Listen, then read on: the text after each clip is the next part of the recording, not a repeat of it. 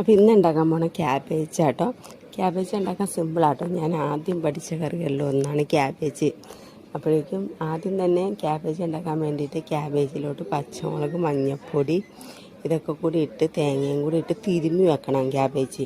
അത് കഴിഞ്ഞ് കടുക് പൊട്ടിച്ച് കഴിഞ്ഞിട്ട് അതിട്ട് ഉള്ളിയും വെളുത്തുള്ളിയും കൂടി ചതച്ചത് ഇട്ടാൽ മതി. കുറച്ച് മഞ്ഞൾപ്പൊടി. ബാക്കി നമ്മളെ ക്യാബേജിൽ തിരുമ്മി വെച്ചേക്കണതുകൊണ്ട് ഇത് മൂത്ത് കഴിഞ്ഞ് കഴിയുമ്പോൾ പിന്നെ അത് അതേപടി എടുത്ത് ഈ പാത്രത്തിട്ട് കുട്ടിയാൽ മാത്രം മതി. ക്യാബേജ് റെഡിയായി. പിന്നെ പയ്യെ ഇരുന്ന് ആവിയിൽ വാട്ടി എടുത്താൽ മതി. കുറച്ച് നേരം കഴിഞ്ഞ് പിന്നെ തുറന്ന് വെച്ചിട്ട് വാട്ടണുണ്ട്. അപ്പോൾ അല്ലെങ്കിൽ വെള്ളം കെട്ടിയ പോലെ ഇരിക്കും. ഈ ക്യാബേജ് വെക്കുമ്പോൾ വേണമെങ്കിൽ പരിപ്പും ഉഴുന്നൊക്കെ ഇടാം കേട്ടോ. അത് വേണ്ടവരിട്ടാൽ മതി. പക്ഷെ അതും കൂടി ഇട്ട് കഴിഞ്ഞാൽ ശരിക്കും കല്യാണത്തിനൊക്കെ ഉണ്ടാക്കണ പോലെ ഇരിക്കും. സിമ്പിളായിട്ട് ഉണ്ടാക്കാൻ പറ്റിയ സാധനമാണ് ക്യാബേജ് തോരൻ. എല്ലാവരും ഉണ്ടാക്കി നോക്കണം കേട്ടോ. എനിക്കിത് ഭയങ്കര എളുപ്പമെന്ന് പറഞ്ഞാൽ നമ്മൾ ആദ്യം തന്നെ ക്യാബേജിൽ തന്നെ ഈ സാധനങ്ങളെല്ലാം തിരുമ്മി വെക്കണതുകൊണ്ട് ഉള്ളി മുളകും മൂപ്പിക്കുമ്പോഴേക്കും പ്രത്യേകിച്ച് ഒന്നും ഇടണ്ടല്ലോ.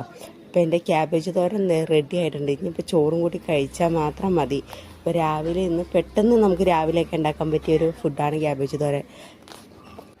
തലേന്ന് ഉണ്ടാക്കി വെച്ചാലും പിറ്റേ ദിവസം നമുക്ക് രാവിലെ എടുത്തിട്ട് ഉണ്ടാക്കാം. അപ്പോൾ എൻ്റെ ഇന്നത്തെ വീഡിയോ ഇത്രയേ ഉള്ളൂ. ക്യാബേജ് തോരനാണ്. ഇതൊക്കെ കൂട്ടി ഞാൻ ചോറ് ഞാൻ പോകാം. നിങ്ങൾക്ക് ഇഷ്ടമായെങ്കിൽ ഒന്ന് ഷെയർ ചെയ്യുകയും ലൈക്ക് ചെയ്യുകയൊക്കെ ചെയ്യണം കേട്ടോ. Okay, by.